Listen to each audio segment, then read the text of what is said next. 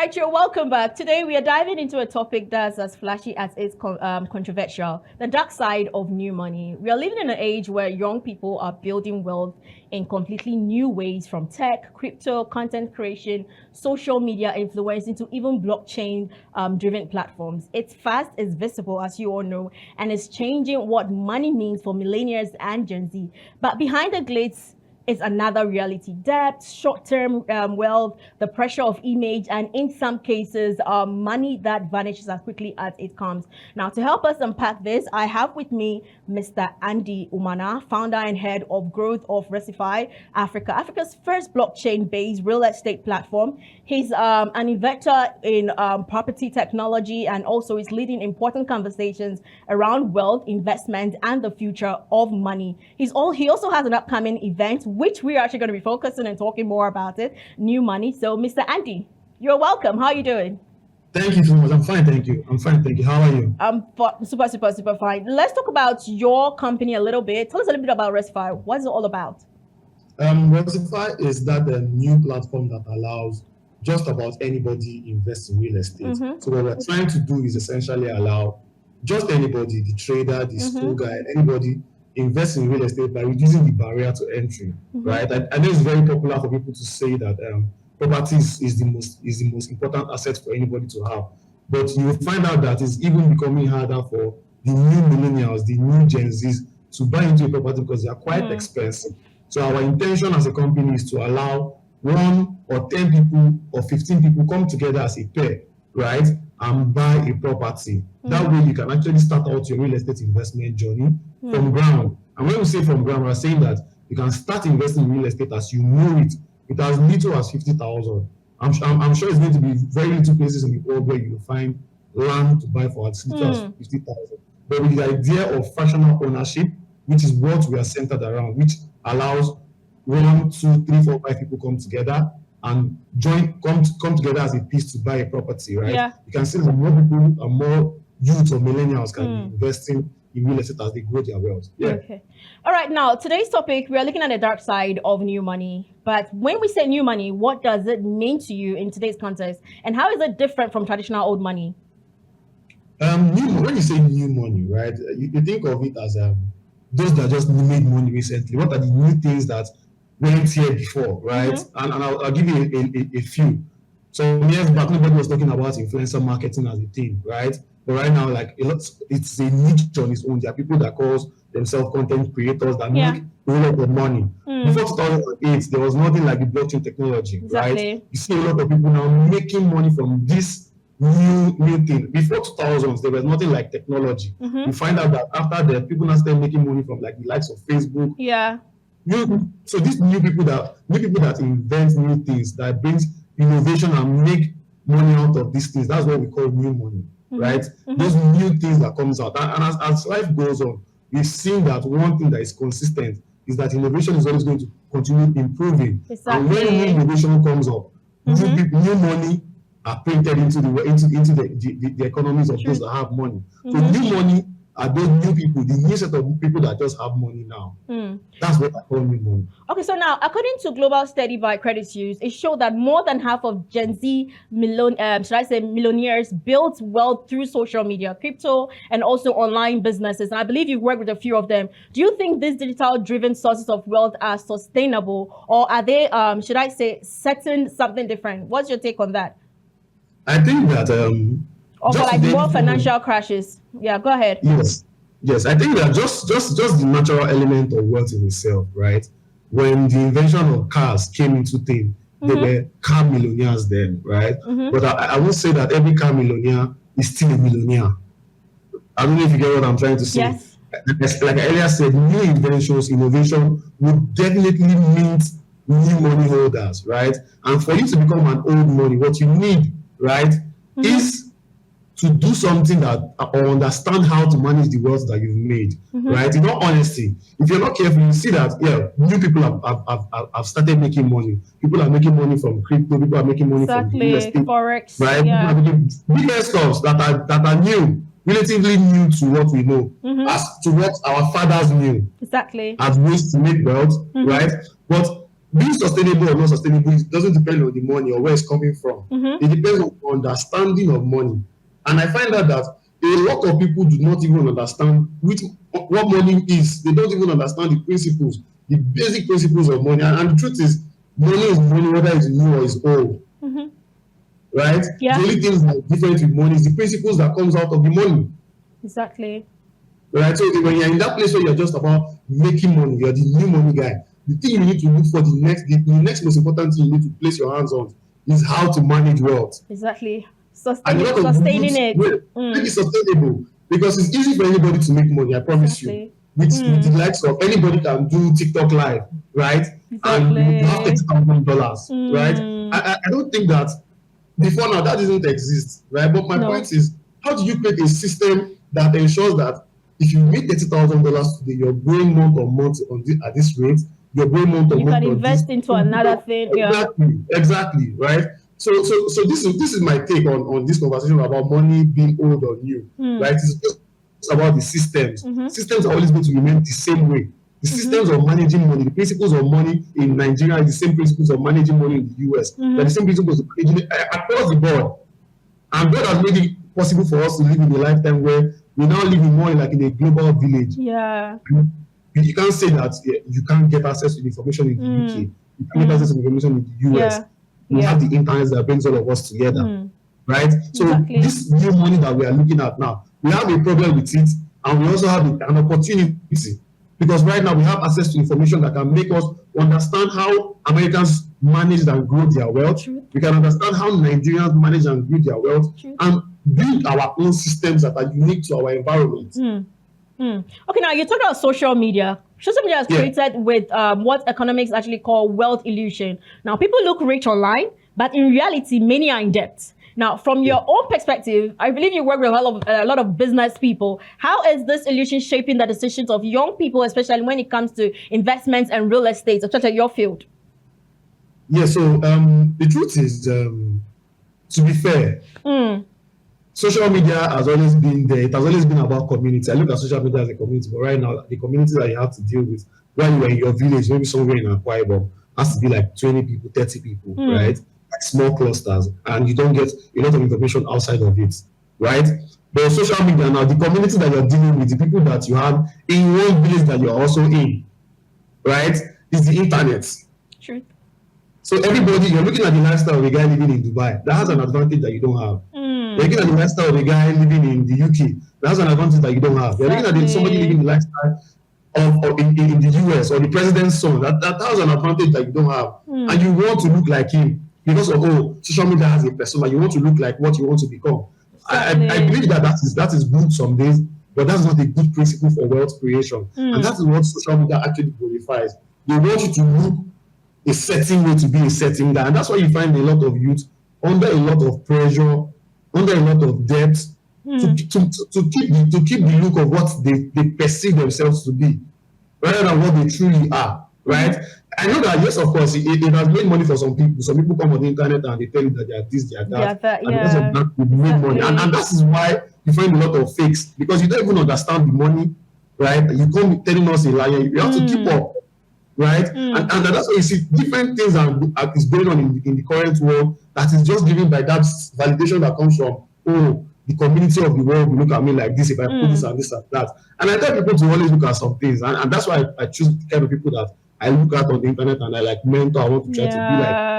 So now, when it comes on the internet, it doesn't do anything when I'm coming to drop quotes. It's not seeking for a validation. Exactly. He knows what to do. He knows the principles of wealth, and he has created systems around these things. It's only showing you quotes dropping. It's just coming to tell you that, if you work this way, you get life to this way. If you do this way, you get life to this way. And yes, it's his principles. These things are that the rich man would say that you call quotes. That maybe he's just going to aspire. Those are his principles. Those are like the simplest ways that he can tell you that this is what you need to do to grow money. This is what you need to do to multiply money. This is what you need to do to even transfer it. So people are not looking at the important things that they should be looking at. They are not modeling the important things they should be modeling from the internet. Whether they are doing things outside of the scope of their own current situation and their journey they're going on. Okay, so let's have a conversation around Africa's economic future, okay? But before I go there, I want us to go back a little bit to, I think last month or last 2 months, where there was this particular platform where people felt, okay, double money, double this, double that. Now, would you blame the economy to be the reason why most youth are actually so comfortable, should I say, believing that situation? Now, we've had situations like this several times, and each time we are gullible, we still go for it, we still want to multiply. So it still brings that, I hope you're actually able to remember that, but it still brings that down to a report that I was actually checking according to FinTech. Now, it says that youth debt is rising sharply because of short-term digital loans. Now, often used to fund lifestyle choices. To you, what does this say about how we understand money, and what risks does this pose to Africa's economic future? Yeah, so apparently, right, the understanding of money that youth have is something that you will see it because the economy is one thing. Yeah. When you talk about money, we're only talking about two things. You're talking about supply and demand of it, right? So the guy that is supplying more things to the guy that is demanding it will always make more money. And if you talk about money like to the extent of like the debt and the origins of money, you now start talking about how debt as an instrument comes in. These things have always existed. These things have always been there. From generation to generation, there were people that were in debt because of lifestyle inflation. From generation to generation, there were people that filed for bankruptcy because they were trying to like keep up with things that they were not ought to be keeping up with, right? So my point is always going to remain the same thing. Africa's future, with the world cycle, with the youth, with the way we want to spend money, what has made it possible for Africans for the first time that we are now playing on the global stage. We have equal opportunity with the world at the time when the world has the opportunity to do what they are exactly. doing. Money, right? So Africa needs to see that this is not about consumerism. This is not about we need to get a lot into the creator economy. We want to create a lot of things. We want to create a lot of narrative. We want to create lifestyle changes that are African-centric, right? So we build, again, this is what I say whenever I'm pitching a startup or whatever. I like to see innovations that comes out of Africa that are really local but can be global. Exactly. Like you're solving a very local problem that is unique to Africa, but the problem can be global. Because that's the opportunities that the internet has given to us. We have the opportunity to look at the world from a global perspective. Yeah. Right? But as African inventors or as African creators, we should look more as to creating things that are local. But to you, go ahead. Okay, now to you, but why do you think we keep going, or why do you think we keep falling for schemes like this? Oh, it's the lack of understanding of money. If I was to be the president of Nigeria at any point in my life, there's only one course I'm going to put that is not in the current curriculum: the understanding of money. When people don't across the world, probably should be taught in school. Nobody really taught us money in school. We don't understand money in the sense that we understand it. You know, even the way we even respond to money is trauma. The way our parents were with money, sometimes you see us relating the same way. And that's why you see a lot of people falling for these get-rich-quick schemes. Because we lack a proper understanding of money. Because the truth is, if you understand money, I don't think that there's anything that anybody will tell you that you will look at the security of what you're even doing. Some of these people come at me and say that they invested in businesses, in maybe a scam, and they fail. You will just simply understand that you really do not understand anything about money. Because think about it. If you are making that much money, why don't you just go to the bank and get the money from the bank? Truth. Okay, now let's talk about this one. Many young entrepreneurs are the first generation rich in their families. Like, I'm the first person to be rich in my family and everything. Now, without the traditions and financial discipline, what that old money inherits, do you think new money is at risk of being one generation story? To you, do you think that? Yeah.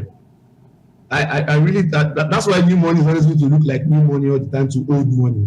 Right? You find out that that's why you go to some places like Banana Island. You see families there living in clusters. They don't want new people to get into their mates because new money always ends up as new money. Because the single most important, what differentiates a rich man and a wealthy man is the transfer of wealth. Anybody can be rich, but only the guy that's been able to transfer the wealth is a wealthy person. Exactly. Right? So if you are not old money, you're not wealthy, you're just rich. It has a time that your wealth, that what you have will not be able to be sustainable for even you. But if you understand and figure the way to build systems in a way where you can replicate that move that you made, you can replicate that thing that you did to give you more results, and you can even pass it down. Exactly. That is when the you're next talking generation. about right. So new generation money, if you're not careful, because of you lack the principles, and the truth of the principles of money is that you have to go and meet old money and learn the principles of money. Because say that again. That part. But because at the end of the day, every new money wants to always become old money. So for you to understand the principles of becoming old money, you need to go back to old money and understand the principles that has been set that made them old money. If not, you'll only be battling against yourself. All right, let's talk about priorities, okay? Cars, gadgets, luxury fashion. Most often, they are the first thing a lot of people actually purchase when they actually have money, you understand? But real estate is one, or should I say, has proven to be ways of, paving wealth. Why do you think flashy assets appeal more than lasting ones like property? All right, so again, this goes back to the trauma that people have with money. People, because naturally you have a relationship with money. There's nothing you want to tell me that everybody has a way they relate to money. Every single man that is alive, every single woman has a way they relate to money, right? If your relationship with money, if your understanding of money is about validation at this point, right? When you need money, the first thing you want to do is rather get something to show it up. But I think more youths, and that's why we built a product that diversify. More youths are getting to understand that, we've been told, we've seen everywhere that the most important way to guide your wealth is to get into real estate. You see people investing in real estate, but you find out that because of this barrier, which is why I'm really keen about ensuring that Diversify breaks that barrier to entry. So you see that you can invest with whatever you have. Because if you don't have that ideology, if you don't have that system set up already, the day you make 1 million naira, the day you make 1 billion, you never really still understand how to manage it. You only act out of what you understand. I hope you know what I'm trying to say. So for us, right, whatever we're doing, we're trying to fractionalize real estate, whatever we're trying to do to reduce the barrier to entry for real estate is to teach new money holders how the principles of wealth works entirely, because we want people to build their wealth from ground to the top. Real estate as an asset. Okay, so I checked something out where World Bank was talking about the fact that projects by 2030, Africans youth will form the largest workforce globally. Now, with such potential, do you think new money is truly empowering young people, or in a way, would you say it's actually trapping them in a cycle of clout or consumption? How would you explain that? That's a very dicey, because the truth is that as much as you want to become a producer, you want to become a creator, you have to also consume, right? It's very dicey to say that it's a trap, right? The statistics that we have more Africans working, right? It's not necessarily a trap. That's like first step out of poverty. And that's how I see it, right? So if you are not going through that system, you have missed the way.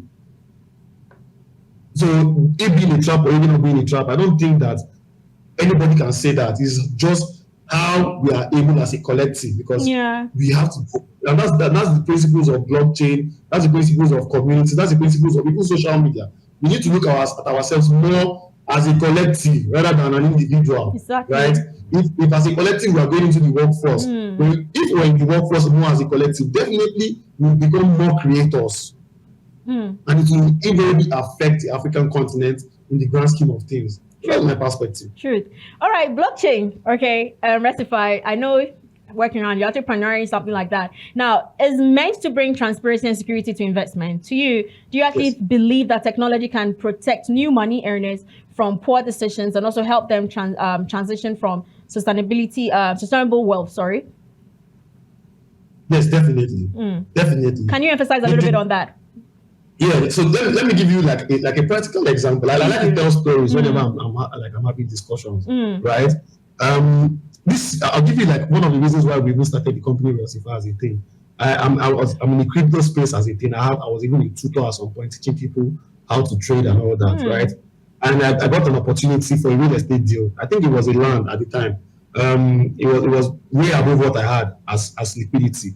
But as a crypto guy that was teaching people crypto, I just told the community that, there's this distressed property that somebody is showing to me, right? And I think it's a good deal, but in the real estate space. I've not even started real estate at the time, but I just saw the opportunity as something that was valuable, right? And I'm like, okay, 1, 2, 3, 4 people, let's join money together and buy this. And we did it.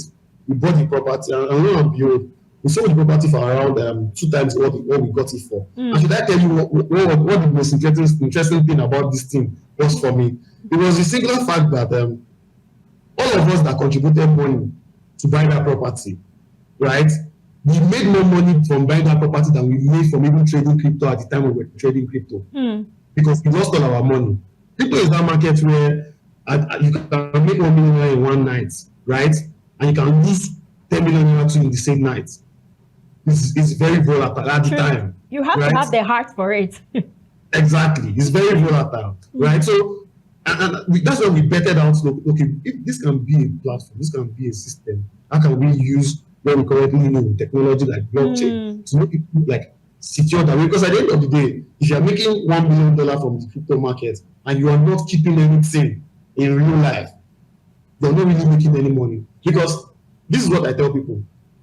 Crypto money feels like crypto forex, this financial instrument that you can easily just trade using your phone and technology, right? If you're not careful, they look like monopoly money. I don't know if you know what monopoly money is. Yeah. Right? If you play the game of monopoly, yeah, the game of yes. If you carry $1,000 and put as cash as a Nigerian boy, and you know that this is what you are trading, there's a way you relate with it if it was physical cash. I don't know if you understand what I mean. Even if it was even in your bank account and you were using it to do that, there's a way you relate with $10,000 that you're not relating with it that way, right? Exactly. So the technology in itself has been designed in a way where, or even money in this digital age, has been designed in a way where if you're not careful, you think there's this illusion it gives you. It just feels like a monopoly money. So we need to build systems and methods that will ensure that this wealth that we make from this, you can see it on ground. Man, because there's nothing like on ground and the internet. Your money on the internet is your money on the internet. Your money on ground is your money on ground. It's the social capital that is on the internet, right? Aside that, a bank who doesn't want your social capital or anything, they want the assets that you have on ground. They want to see that, oh, you've invested in this, you've invested in that, and it is this and that. Okay.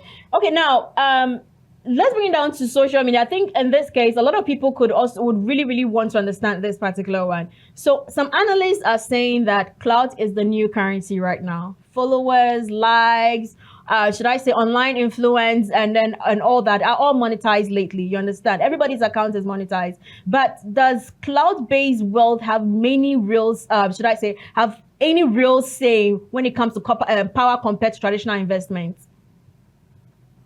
It's the same thing across the board. When we talk about cloud, again, cloud has been a thing that has existed before the internet. But people did it. We just need to go and look at the people that did it before us. Where are they now? Are they doing well or are they not doing well? Because a lot of them are not doing well, I promise you. Because they don't understand the principles of the money. Invest. I don't know if you get what I'm trying to say. Yeah. So if you must make money using these things, you need to definitely find a way. You can either go to a school, get a mentor, get anything at all to ensure that you learn how to manage money. It is easy to make money. The hard part of money is managing it. The second hardest part is transferring it. Okay, so old money is built on discipline. I think everybody will actually agree to that. Structure, legacy, a whole lot. But would love you to also let us know, like, what are the key lessons you believe new money earners must learn if they build, if to build wealth that lasts beyond, like, to your next generation and all that? It's the same principles that what money. The same principles. You need to save, you need to invest, you need to diversify. These things, they've been there. There are principles that will never stop. So applying the same principle for old money, for new money. Yes, it's the same thing. It's save, invest, diversify. That's just the principle of wealth. Interesting. One of the reasons I asked that was because you all know very well, you know very well that this generation is really growing fast. And let's just say everything is a little bit different from way back. So for me, I'm just trying to wonder, like, how do you persuade this new generation? How do you make them feel, okay, you can use the same structure? Like, I'm just saying, you know what I'm talking about. It's the same thing I'm saying. I've been saying the same thing. That the structure is the same thing across the board, whether it is old or it is new. Okay, think about it like this. Let me give you a very good example of something to make you understand that it's the same thing. A platform like Recify that says that as a young creator you make $10,000 on TikTok, right? You can simply withdraw from your TikTok to investing in a property, and you didn't buy like a full property, you've not made a lot of money, right? It was the same principles that those people that we look up to, the hotel dollars now, the Dangotes, they did the same thing. They started investing in real estate early. They started investing in other businesses early. With what they had. True. They didn't wait for it to become this. Yeah. These principles, whether you look at it from a technology standpoint or from a traditional standpoint, it's the same. They are the same. It's the same. The only thing that is different between old money and new money is that new money is the new taker. Old money is the old taker. All right. Okay, so before we let you go, you have an upcoming event centered on new money, which, should I say, what really inspired it? And then what critical conversations should young Africans expect from this event that will help them navigate both the bright and also the dark side of wealth? Apparently, the new money conference was birthed out of the need for people to really understand money. We found out that as a real estate company, the problem we had with trying to explain to people that the barrier to entry for them, for even real estate, was the fact that they don't even have good relationship first off with money, right? So we created this platform to explain how they can start from zero. I'm saying we want to teach you how you can start from zero. So we are bringing people that are in tech, we're bringing people in finance, we're bringing people even in the legal space and in banking, right? To explain how to better relate with money so that you be attracted to money. Because your relationship with money cannot be flawed and you expect to make a lot of money.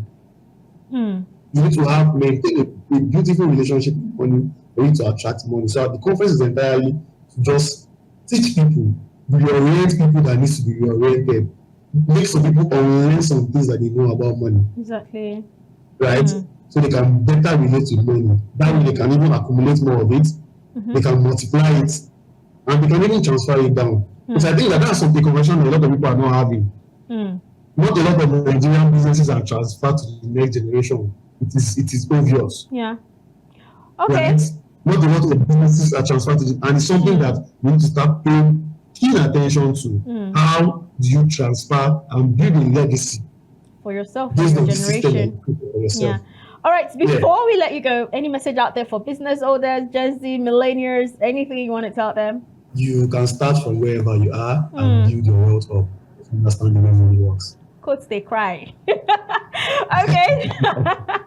All right. Thank you so much, Mr. Andy, for coming through. Thank you so much for sharing your insight on this conversation. So what we have seen today or heard today is that new money is not the money, not the enemy, but without discipline, education, and vision, it can actually disappear faster than it came. As you've highlighted, wealth is more than what we flash online. It's about what we preserve, invest, and also pass on. The dark side of new money should challenge us, whether we are millennials, Gen Zs, or even older generations, to rethink not just how to make money, but how we can manage and multiply it. So it's a wrap for today. Yes, the truth, and new money is exciting, but smart money is what lasts. Thank you so much once again, Mr. Andy, for coming through. And for those of us who actually watch, my name is Nana Abina. Until next time, stay wise, stay intentional, and keep growing. Ciao for now.